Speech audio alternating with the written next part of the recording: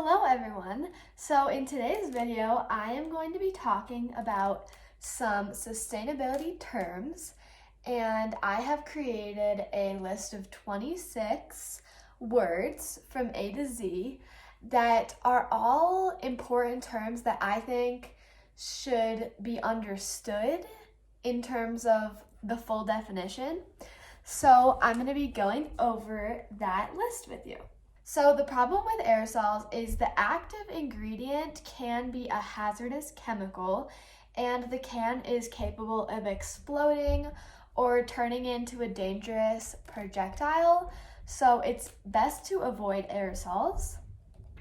For the second term, we have biodegradable, and this is a product capable of being completely decomposed through organisms, especially bacteria.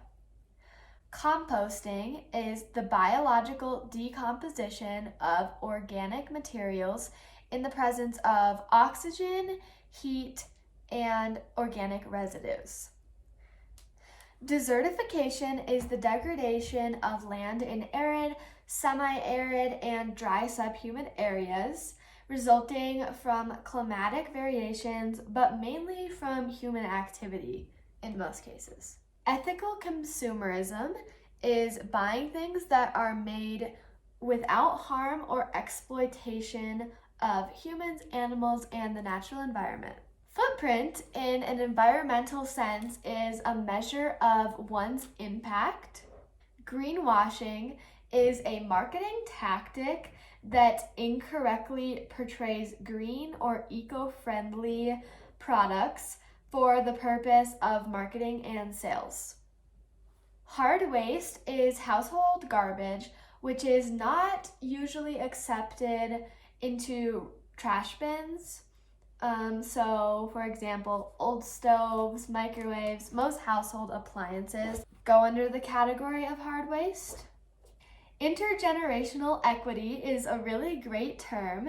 It's the intention to leave the world in the best possible condition for future generations. For J, we have James Lovelock, who is an English scientist, environmentalist, and futurist.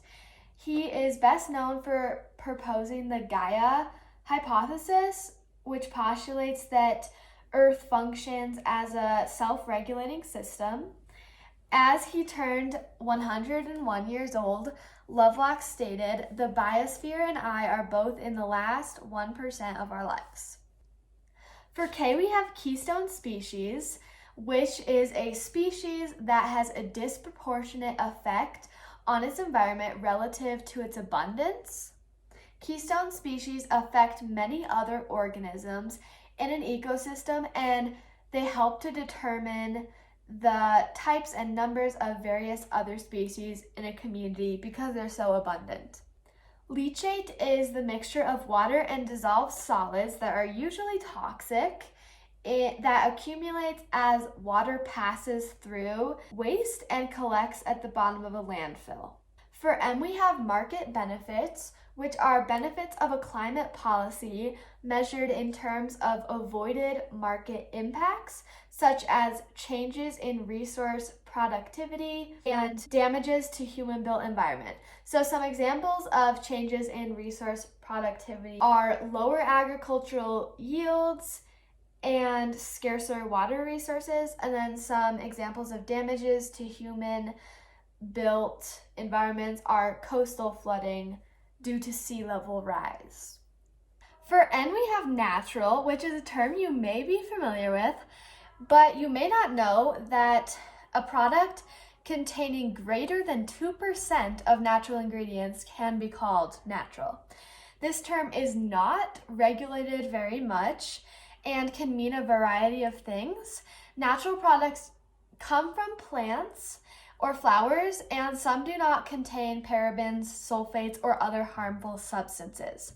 Organic, for O, is a product that has been created without GMOs, pesticides, antibiotics, or artificial fertilizers, and unlike natural, organic is pretty regulated by the USDA, and you will see the little certified organic sticker, which natural products don't have. Plastic for P is a high polymeric substance, including both natural and synthetic products. At some stage in its manufacture, every plastic is capable of flowing under heat and pressure. For Q, we have questioning mindset. And in terms of sustainability, this is a mindset considering where products originate and their entire manufacturing process. R stands for recycling, which is the collection, sorting, reprocessing, and manufacturing of products into new goods. For S, we have sustainability. The Brundtland definition is sustainable development is development that meets the needs of the present without compromising the ability of future generations to meet their own needs. For T, we have Technosphere, synthetic and composite components and materials for human activity. Technosphere materials like plastic are not biodegradable. For U, we have urban metabolism, the functional flow of materials and energy required by cities. V is for vinyl, a type of plastic, usually PVC, used to make products such as fruit juice bottles, credit cards, pipes, and hoses. W is for water treatment, the process of converting raw, untreated water to a public water supply safe for human consumption. It involves screening, initial disinfection, clarification, filtration, pH correction, and final disinfection. Xylem, for X, is an innovative industrial water company that is focused on sustainable water solutions.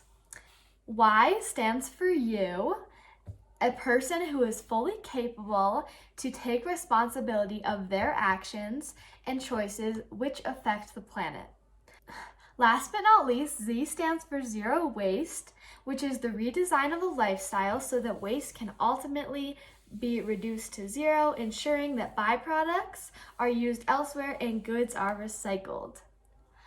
That wraps it up for the 26 terms, and I hope you learned from this video, and hopefully in my next videos when I start to use these terms a little bit more, you'll be familiar with what they mean. But anyway, I will see you next week. Bye!